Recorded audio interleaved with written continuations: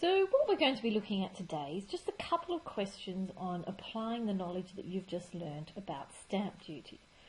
Now here are a couple of examples. Our first example says stamp duty is levied at 3% on the first $45,000 and 5% on the balance of the price of a motor vehicle.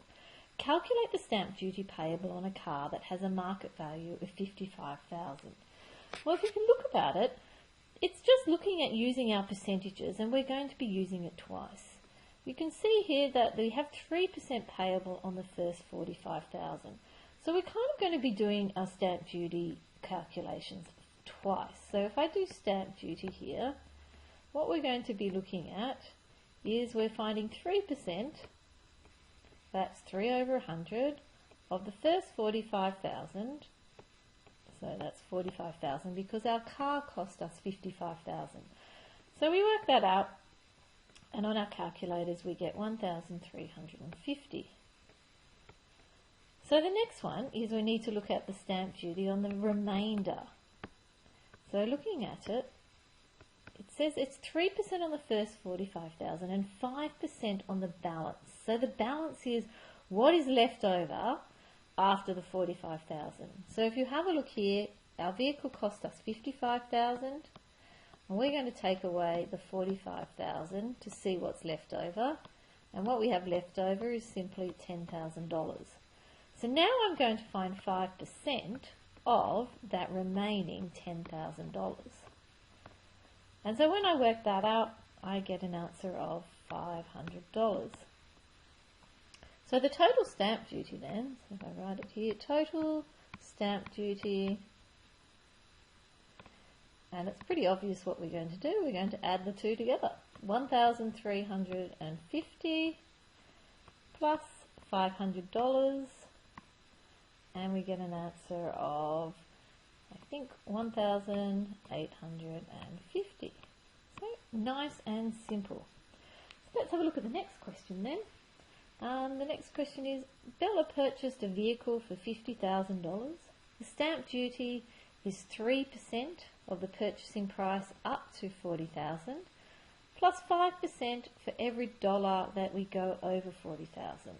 So this is going to be done exactly the same way, and I'm hoping that by now you get the hang of it, so we can probably do this in one step. So we can say that stamp duty, and we know it's 3%, so that's 3 over 100 of the first 40,000, and we know it's going to be the first full 40,000 because our car cost us 50,000. Plus, now it's 5% for every dollar over that. So if our car costs, oops, there's one too many zeros on my 5%. If my car costs us $50,000 and we've paid 3% on the first 40,000, the difference between those two is 10,000. So it's 5% of 10,000. And you can see I can do it all in one step now in my calculator, and I'm going to get an answer of $1,700. Now that's pretty simple. Now the next question is to just fill in a table. So we're going to be using the same information to fill in this table. And look what I've got. I've got vehicle value, and now I've got a table and I've got some grid paper, so I'm pretty sure I'm going to be asked to draw a graph. Remembering the first line is really your X value, the second line in a table of values is your Y value, and now we're going to be calculating stamp duty on all of these amounts. So obviously, if we pay nothing for the car, we don't pay stamp duty.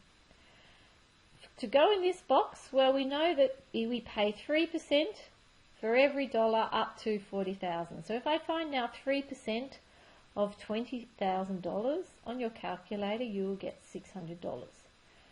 30,000, well, that's still below 40,000, so I can just find 3% of 30,000, and that will give me 900.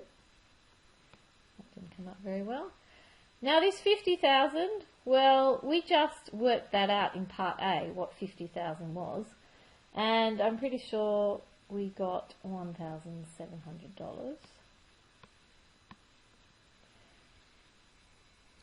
And finally, the $70,000, well, I would like all of you to probably pause the video now and have a go at working it out using the same working out that we have here. Once you've done that, you should get an answer of $2,700. And now what we have to do is we have to create a graph using that information. So if we have a look at it, I'm going to show you what has to be done. So what I've done is I've now just placed my numbers in. Along the bottom I have my vehicle value, and I've done that in $1,000 lots. And every two spaces I've gone 10, 20, 30, 40, 50. And my stamp duty in dollars goes along my other axis, and I've gone up in $250 lots. So now we can see that we can start plotting our points. We have 0, 0, so I can place that one in. I've got 10,000, and that goes to 300, so that's probably about here. 20,000 is 600, so that's about here. 30,000 is, I can't remember because I've just written 0, 0, 0. What was it? 1,007, oh no, I can't remember what that was. 900, that's right, because the 9 didn't come up very well. So 30,000, oops, I don't know where my 20 went. 30,000 is around 900, and so on. 40,000 is 1,200, and you can see you've got a nice straight line. Yours is going to be much better to read than mine. And then what we have is it changes here from 50,000, because 50,000, remember, was a little bit different. So now we've got 1,700, so that's about here. And I've got 60,000, and you can work this one out.